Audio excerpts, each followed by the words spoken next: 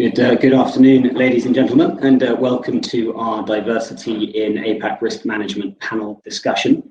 Thanks for joining us. I think we've got people from the UK all the way through to Australia, in fact, registered. So very good to have you with us. And very pleased from my side to be hosting what is the latest in Sheffield Haworth's regional DEI panel discussions, this time very much focusing on the Asia Pacific risk management market and the challenges and the initiatives that we're seeing within that. I'll hand over to our fantastic panel in a moment, but just a couple of housekeeping points from me first and foremost. The discussion is expected to last about an hour. It is being recorded and will be sent out to you afterwards. So if you need to dash off for anything or there's an emergency, then no worries, you will get that afterwards. And equally, there is an opportunity, hopefully you'll see on your screens, there's a questions tab. Throughout the conversation today, feel free to fire any questions across to the panel. It's totally anonymous. And then if time allows, at the end, we'll try to get through a handful of those. And then, of course, if you want to address it to a particular panelist, then just make that clear. And as I say, we'll try to get to those at the end if time allows. But let's jump straight into it from an introductions perspective. As I say, joined by four fantastic female leaders from the risk management space. I'll come to you first, Benedict, if that's all right. Just ask you to sort of introduce yourself and a little bit about your role at Standard Chartered. Yes, thanks, Johnny, and thanks for organizing this event. It's really great to be surrounded by such wonderful women, as you said, and share a bit of experience. I'm indeed currently with Standard Chartered. I'm Global Head of Operational Risk, and I've been in this space for the last 10 years, based out of Singapore and originally from Europe. I've also been in other capacities previously in other first and second line roles. Perfect, thank you. Katie, I'll come to you next. Thanks, Johnny. Echoing Benedict's point as well, about great to be at this event. So I'm the regional Chief Operating Officer and regional Head of Risk Strategy for Asia for HSBC. Been with HSBC for 18 years, which is always interesting when I think about that. Like Benedict, undertaken a number of first line roles in retail and our wholesale network before moving over to risk about 10 years ago. Worked in Europe predominantly, but also out towards the Americas in Bermuda, and then latterly been in Asia now for 18 months. Perfect. Thank you, Katie. Naya, I'll come to you next, and particularly would love to hear a little bit about your role as D&I champion within the risk and compliance space. Sure. Thanks for having me here, Johnny. This is a conversation that's very close to my heart, and I'm really looking forward to this discussion and hearing different perspectives on it. Just by way of introduction, I'm Neha Rastogi. I cover credit risk for JP Morgan for Southeast Asia and Australia. I've been in Hong Kong for the past 15 years. And I'm also the diversity and inclusion champion for APAC risk and compliance. So I've been within the risk space over the last 18 years. And it has been great to see the focus on diversity and, more importantly, inclusion in the last few years.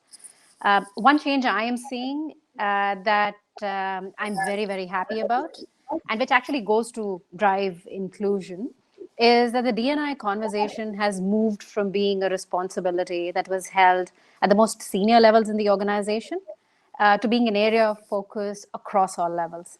So I'm really looking forward to our chat today. Thank you. Yeah, fantastic. Thanks, Naya. And last but not least, Tanya, I'll hand over to you. Thank you. Some big shoes to fill there. So my name is Tanya Wonke. I'm the HR manager for risk, legal and compliance for Bank of America. And I'm also the Hong Kong country manager for all lines of business. And I'm also active in our lead network, which is our female network. And I'm on the leadership team for the Hong Kong chapter. Perfect. Thank I'm very you very excited much. to be part of this.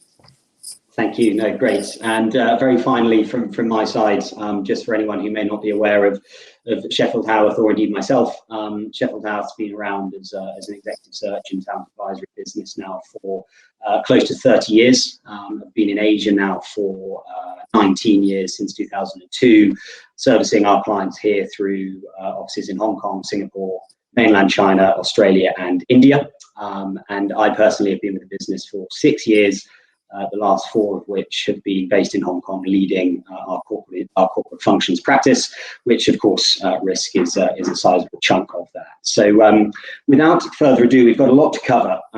So let's jump into the first topic, and certainly a very pertinent one to myself, and the topic of allyship, and specifically obviously to look at how in a historically male-dominated environment, how the role of the ally has evolved and what its role is today. And Benedict, I'll come to you first again, and just sort of at a high level and to set the scene, to really understand what you feel makes a successful ally, and then, what you would look for in that person, whether it's, in the risk function specifically or across the bank more broadly. Yeah, thanks for that.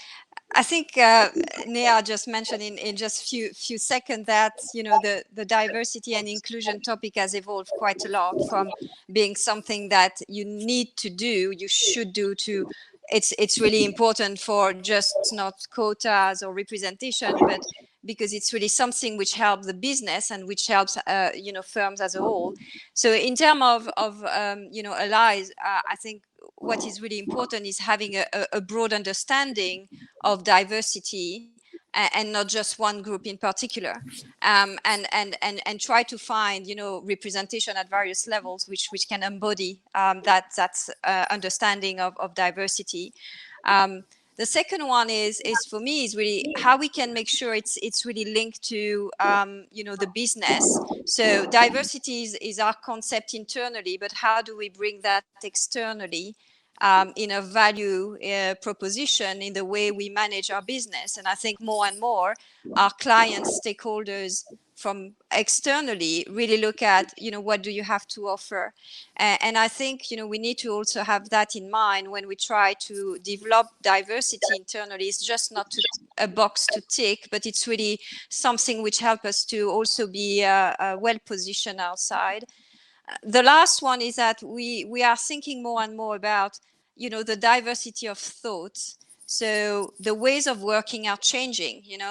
We've experienced a dramatic change over the last 12 to 18 months because of COVID, working remotely, working differently, and ensuring people feel safe to really embrace new ideas or propose innovative ideas is really important. So allies should be able to do that even more when they are leaders in the organization.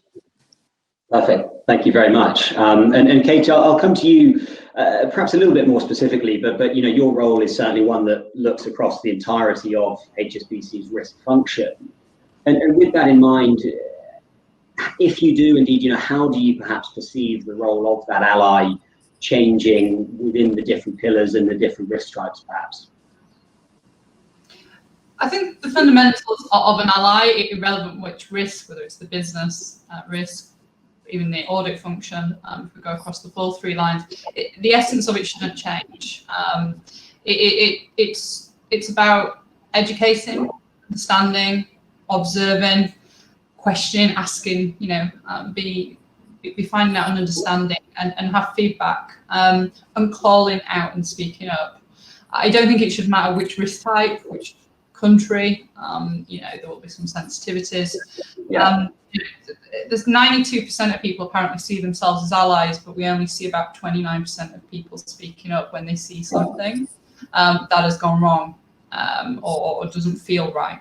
And we need to just continue with that speak up culture. It's moving, and sometimes it's just being conscious. So thinking back to, unconscious and conscious biases, and have we really just provided that training and that opportunity for people to reflect a little bit further. If we're going to talk between risks, I'm going to go financial risk and non-financial risk.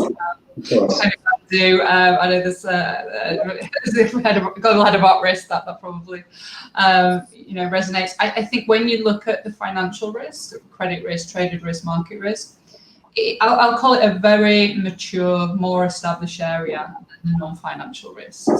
We are still following further in the journey as we go through that. And I think from that, you may have a different composition of the teams. So as an ally within those, it's really just thinking about, have we got the diversity? And diversity changes. It really depends. And going to Benedict's thought, she talked about thought leadership. Bringing diversity is difference. Have we got difference in our team as well? That can be about tenure of service, experience in prior roles. Are we getting people from financial risk into non-financial risk roles and vice versa, to really broaden our people? So. Absolutely. Well, we'll certainly come on to the sort of the different risk type initiatives in the next topic. Actually, so very, very timely and some fairly alarming stats there, Katie. And it sort of leads in nicely to my question to you, Naya, in terms of how have you perhaps seen the culture and the appetite of individuals within the risk function as allies change during your time as D&I champion? It sounds like people are obviously putting their hands up, but perhaps they're not following through on that. So it's a very interesting question. With the diversity conversation becoming more mainstream, becoming an area of focus, we're definitely getting more advocates across the organization. But I don't think these are people who've suddenly picked this up as a cause just because it's good to have or the right thing to do, right? These are people who've continued to support and practice diversity and inclusion in their own space, in their own unique ways. And now we see a lot of them becoming advocates. Interestingly, I was having a conversation with a senior leader around diversity some time back. And I was asked the question, how often do we think about our colleagues who have a same-sex partner and their comfort in being able to display pictures of their loved ones on their desks? And I realized I'd never given this a thought. I just hadn't. And it's simple examples like these, right, which we don't often realize that are now coming up and being highlighted. So this goes to show how much further we have to go in getting to inclusion. What happens many a times is that people across the organizational structures, they're well-intentioned and they want to do more to support inclusion as well as diversity. But they don't really know what avenues are available to them to be able to make that difference. It's very powerful when a number of people in the organization start to emphasize and talk about their own differentiated ways to enable diversity. And it provides the encouragement for people to be able to feel more comfortable speaking in public forums on what inclusion means for them. And that actually provides ideas, ways, methods for other people to emulate and to be able to improve upon. So, and I do believe that every such act, every such realization helps us in bringing closer to people, to people being able to bring their best self to work, which is exactly what diversity, equity, inclusion is all about. And these conversations are really helping, I think. Good. And moving to the second topic and getting a little bit more specific here to the risk function. Really, keen to look here at how risk challenges, manifest specific to risk compared to perhaps other areas of the business, and therein, as we sort of briefly touched on, Katie, within different risk types themselves. And it's great to obviously have Benedict and Neha here as well from that perspective. But I'll come to you first, Katie. And we of course cannot go an hour without discussing COVID. So let's talk about that. And really just to, again, broadly speaking, look at what challenges this has created from a diversity and inclusion perspective for the risk function. And perhaps, what we've seen off the back of that, has that changed how you or indeed we view the risk leader of the future compared perhaps, what it would have been, not just pre-COVID, of course, but 5-10 years ago? And the way I'm going to answer is probably not about a risk leader. I think it's about all leaders. Sure. That there are a lot of challenges that COVID is presenting. I'll start with the positives. It has actually broken down a lot of views about what working from home could actually look like, and with that actually opens up a wealth of opportunities for those people who are primary carers, and that's not just for children, that can be a variety of different relations and friends, and actually allows them to be more flexible with their work day and their work arrangement, which is great, and opens up different ways of working.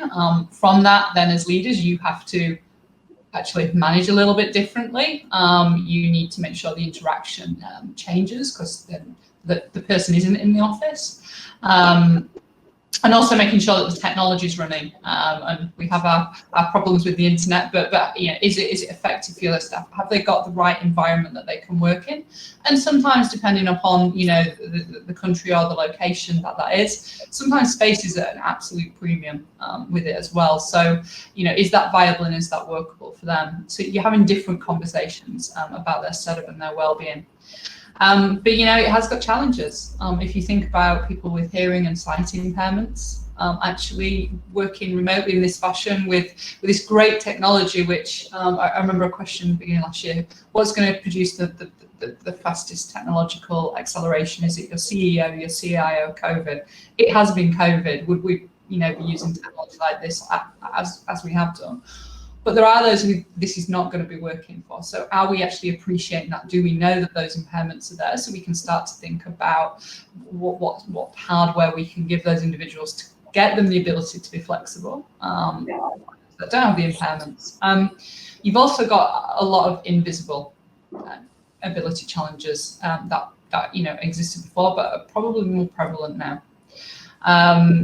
You look at the resilience and the mental health of a lot of individuals have been impacted by COVID. So what does that mean for the leader? The leader needs to be actually having different conversations about well-being, a lot more, and making sure that they're aware of what opportunities and avenues are available to support their staff. Not that conversations wouldn't have been happening before, but they'll be happening, and they're going to be happening remotely, and it can be quite difficult sometimes to pick up the nuances if someone isn't feeling themselves that day. If you look across developed, and developing countries, McKinsey is saying that within developing countries, there is a significant impact on the resilience of individuals there.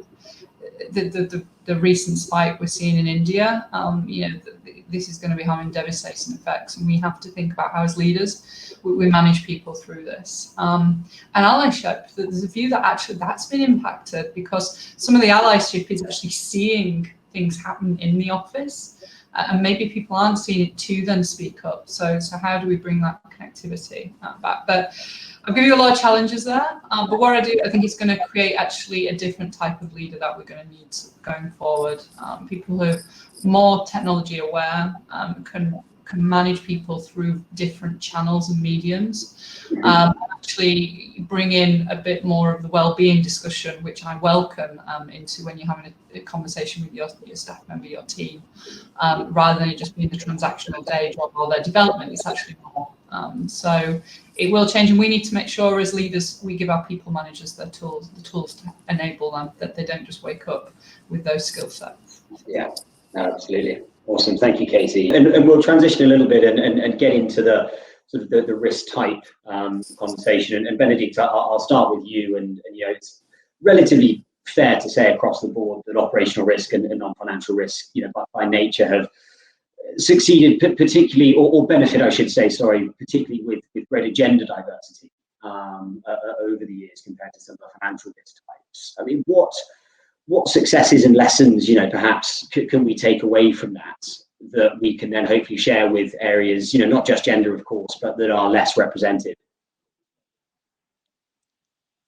Yeah, I think it's interesting because if you look at, historically the way the head of OR or the leaders of OR were selected or appointed, I'm not sure that there was a true gender call here or ambition to have more women.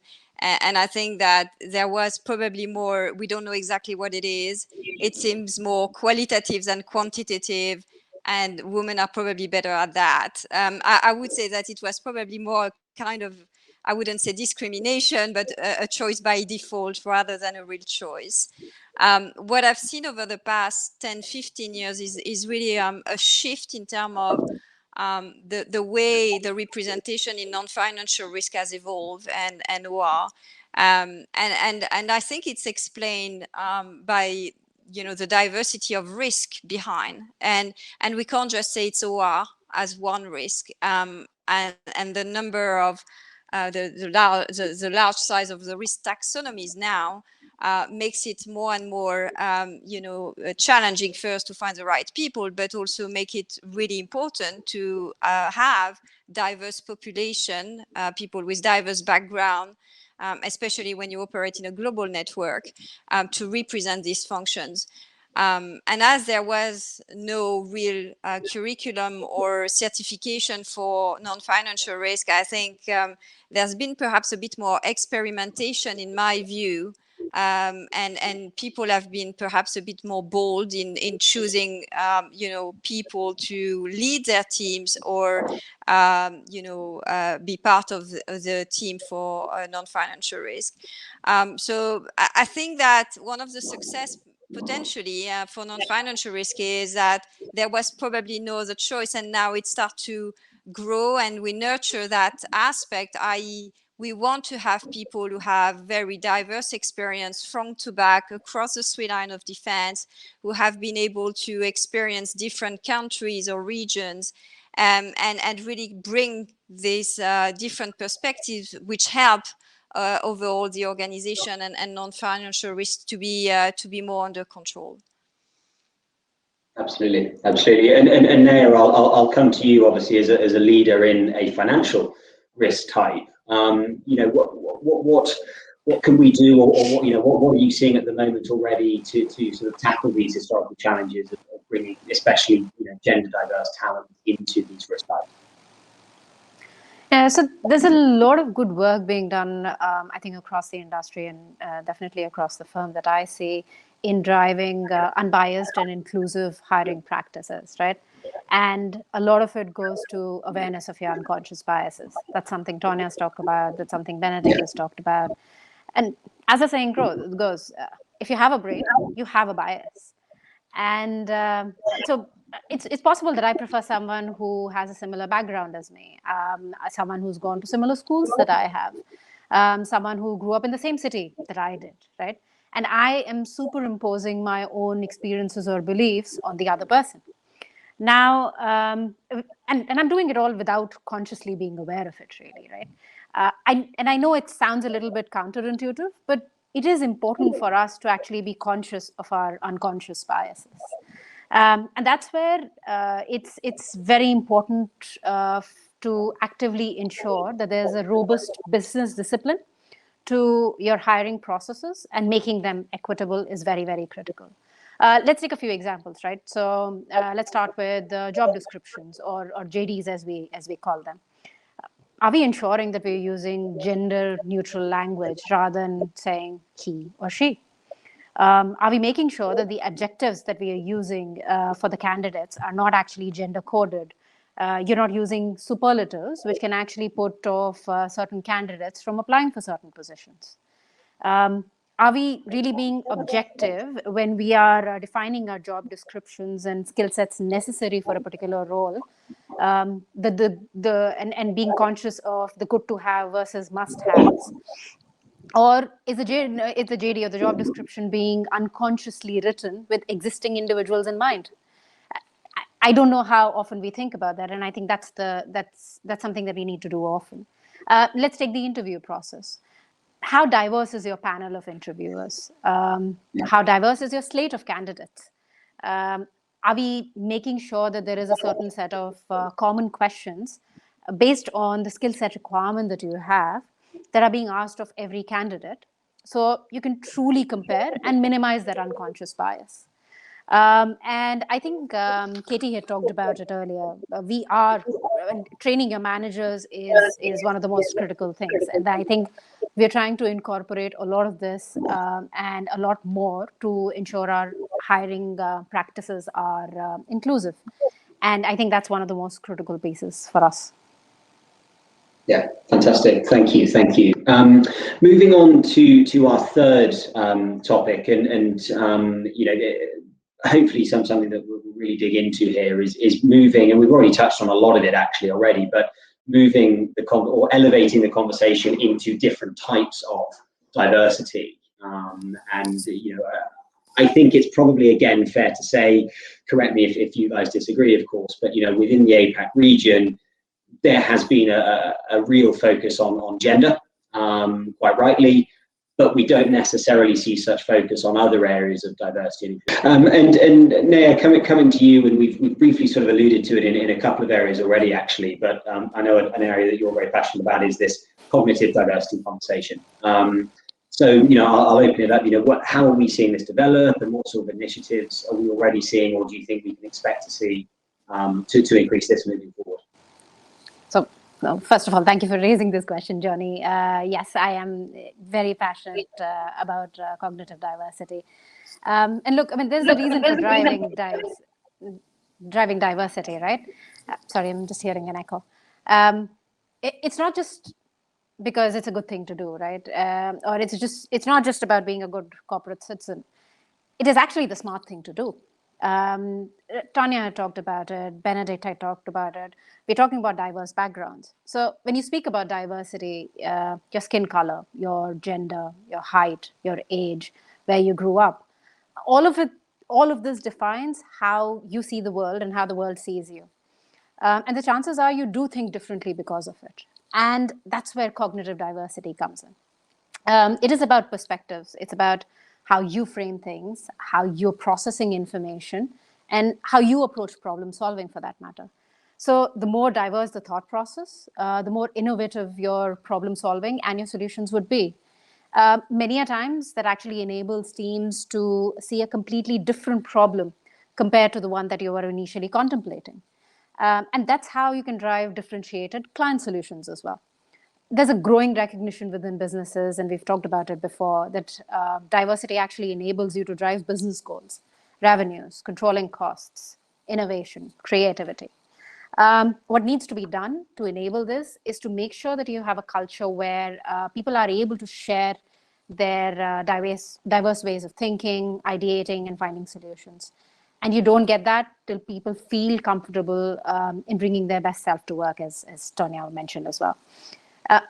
And it takes organizational patience to actively manage and support the cognitive friction that varied thought processes bring with them. It's comfortable. It's very uncomfortable to be outside your own way of thinking. I'll take an example that I often use. Many of us have experienced DOMS, right? The muscle soreness after a workout.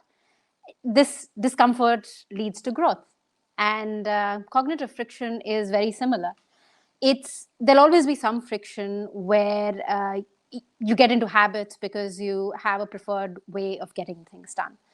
But training your managers to actually support and be comfortable with diverse perspectives is what will drive the growth ultimately for you. And for organizations to succeed, it is important that they also invest in their managers. And similarly, as we talked about earlier in terms of our hiring practices, you need to see what will enable you to be able to hire disruptors, people who think differently, people who will help you drive that growth. So, which is one of the reasons why I feel very strongly about cognitive diversity, and that's something that we should drive across the organizations. Perfect, fantastic. Thank you, Naya. And to open up sort of more into the regional conversation, Benedict, you're someone who sits in a fairly unique seat with being in a global role, but based in this part of the world. What are some of the challenges that you've seen specific to DEI, in not just Singapore, of course, for yourself, but the region compared to what we see in other geographies? I think the challenges are probably more or less similar everywhere. But I mean, obviously, if you talk to some markets in Asia or emerging markets as a whole, it's a bit more complicated because the talent pool or the pool of available resources is probably smaller, and trying to ensure that you have diversity all the time is a bit more difficult to achieve. And I think as an organization, we really want to make sure that we give a chance to the best people and we ensure diversity at the same time. So it's true that from a global perspective, it's something that we are acutely aware of and that we need to tackle in various processes. In a strange way, I think with COVID-19, and I think we touched on it, it opened some opportunities actually, because we can work differently and we can actually meet this diversity challenges a bit differently, because we are now less constrained by geographies, by distance. And I think it helps us to be a bit more open about who can do the job. And it's not to, I would say, just avoid, the challenge in a specific market, but it's really truly to give a chance to more diversity within the group, wherever you are located, wherever you are operating from. And I think that's a real game changer for us, because all of a sudden we are able to execute differently. A challenge though is that I think globally we have probably less sense of the cultural challenges, and I think Nea touched on it, is that we really need to keep that in mind. The global processes, global approach do not really work all the time. It's really for leaders to keep that in mind and really make sure that when they interview, when they recruit, when they promote, when we work with people, they have really awareness of these differences and they can manage them properly, because we don't want it to be also a global bulldozer which ignores somehow the differences. So people really need to, in a global bank, we also want to be really completely in touch with the realities of the local markets, and that's what makes our strength. Perfect, thank you, Benedict. And Katie, I'll come to you in a fairly similar vein, but equally as someone who's worked across a number of geographies and relatively new, I suppose, to the region. Are there any sort of particular lessons or successes that you've seen in other geographies that we can bring to Asia to help us, broaden this conversation into all the areas of diversity? I think it really just follows on from what was just being said, and you can't presume, you can't take your experiences or what you think is going to be the culture or the values of where you currently are and say that's going to work elsewhere. So the global approach, it's great to have the principles, the framework, but how we then look to execute and shop into that, you have to localize that, otherwise the messaging won't resonate and actually can go counter to not just values and culture, but sometimes law as well. And that can be, you've got to be so sensitive around those. And as a global or regional leader or moving between, the first thing, I think I said this earlier, just pause, educate yourself, understand where you're at, don't make assumptions, don't make presumptions. And once you are there, then do start to raise awareness, but in the right way, not just the set global way. And with it then speak up. So a bit of a short answer for me, because I think we've kind of gone through it. One doesn't fit all. Yeah, no, totally, absolutely. Thank you, Katie. And that'll lead us on to our final topic, looking at hiring and retention challenges in relation to diversity here within risk. And I think, Neo, I'll come to you first, if I may. And I think, one of the things, again, it's probably reasonable to suggest about APAC compared to EMEA and US is a tendency towards safe hiring practices in inverted commas, and looking at practices based on what is in black and white on a CV versus perhaps transferable skill sets. I mean, are we seeing a shift in attitudes towards transferable skills, or what can we do to hopefully increase this? Yeah, so this is an interesting one, right? I mean, you're right. We do tend to focus on experience more, and we do prefer a little bit of a plug and play in Asia when it comes to hiring. Personally, I can think of probably two reasons why what really drives this approach for us. One, Asia has been a growing market for a while, and our hiring tends to follow the growth, which means we often don't have enough flexibility and patience to actually be able to spend the time that's required for someone to come up the curve. The other reason could be that each jurisdiction, each geography in Asia is different, and it takes a lot of effort and time to actually understand the complexities and nuances of each. So this probably explains a part of the safe hiring practices culture, but maybe not all of it. In any case, what that means for us is that we end up focusing on relevant experience more than the relevant skill set. I think what we need to do is more balance it out. Look, because of the nuances and complexities that I mentioned for Asia, we can't entirely get away from thinking that some level of relevant experience is important. But the key term there is relevant. Now, for example, when we talk about operational risk, is operational risk a relevant experience for compliance, for example? Is principal risk a relevant experience for credit risk roles? And I'm sure you can find many such examples where the skill sets can actually be used fungibly between different roles. And that's where balancing some of these differences with focus on people's skill set actually becomes important. Interestingly, in a conversation with our D&I lead, she mentioned how she still utilizes the skills that she had learned in her military career in JP Morgan every day. And this is also where the conversation that we had about cognitive diversity becomes relevant. You need people who can think differently to drive growth and innovation. And that is what you get when you think of hiring people with different experiences. So I think that's what we need to drive at as well. Perfect. Thank you, Naya. And Katie, I'll come to you, and would love to hear your personal experience first and foremost, just in terms of your sense of building, successful, diverse teams. What have been sort of the challenges, and what have you had to overcome? But then perhaps beyond that, going almost back to what we started talking about, how do we actually measure success when it comes to DEI? I mean, that's probably a whole topic in itself, but to give you sort of a snippet on that, I'd love to hear your view.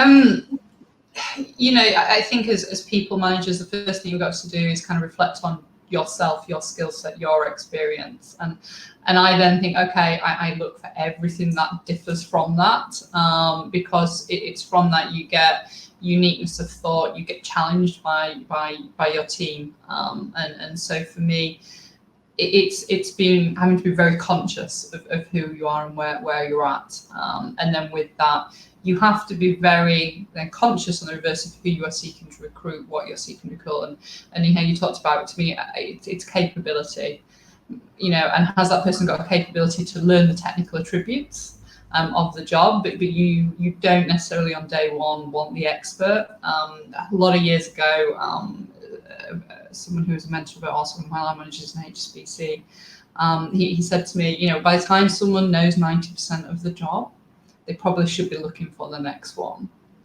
And he was of the view, because they're probably not bringing their best to work, because they're probably getting a little bit complacent, they're not thinking differently, that they've done the task. And equally, are they enjoying it themselves? Now, some people, yes, and again, it's each their own. That could be a generalization, but it's about acknowledging that. And I think then we talked about it. It's back to the recruitment process. Have we got the diversity coming through the applicants into the interviewees and the panel? Some things that we can control in that. So the panel, for example, we can't always force people to apply, and fundamentally, it has to be the right people that you're interviewing, and the right choice made at the end of that sausage machine of recruitment. And then sometimes you've got to take a step back if you really aren't got diversity in your applicants. Why aren't we? So one of the things we're going to try and do is kind of a little mini careers fair. What are all these different departments and areas? Is it because people just don't know, they don't understand? To try and get the flavour there, and then also, but what are risk professionals of the future? How can we give people the relevant awareness of what skill sets they need to have? Sitting down back to are we being effective in training our people managers to be people managers, or have they just got to a point in their career where we think, gosh, great opportunities to give you some people to manage? I think we end up in the latter, instead of saying, okay, right, you're there, but now let's give you a toolkit for you to be effective. Are we having personal development discussions? If we are trying to move people from financial risk to non-financial risk and vice versa, it can be difficult. Let's not say that it isn't. But we can do things. We can do short-term rotations. We can do core leave cover, stretch projects to enable them. So on day one, the recruiter is not as, oh gosh, I've got all this journey to take this individual through before they actually will start to deliver for me. So you've got to approach it differently from start to finish, the way we manage people, the way we recruit, and be really conscious about actually diversity of difference is many facets, and bring that to your team. You asked about measuring success. As bankers, I love to be driven by data and be informed, and to stress and sensitize that. Data is just hard to get around this subject. And different incorrect assumptions can be made around also data when you bring that through. So what is your ethnicity?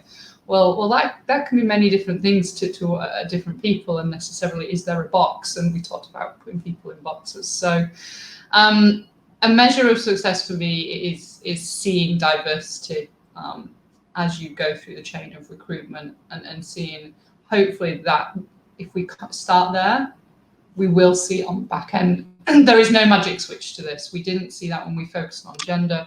It's a long journey. It's a continuing journey. Will we ever perfect? No, because unconscious bias will always come in. And then it's about speaking up. So it's a hard one. But to me, start the recruitment, definitely. Yeah.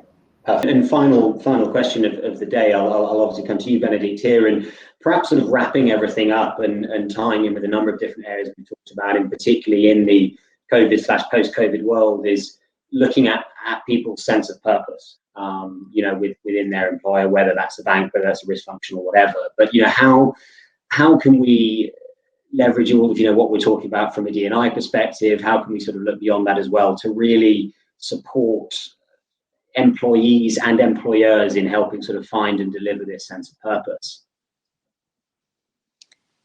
Yeah, I think there's been a massive shift, again, to the risk of repeating a bit myself, but, before and after COVID. And I think the way we do business is changing.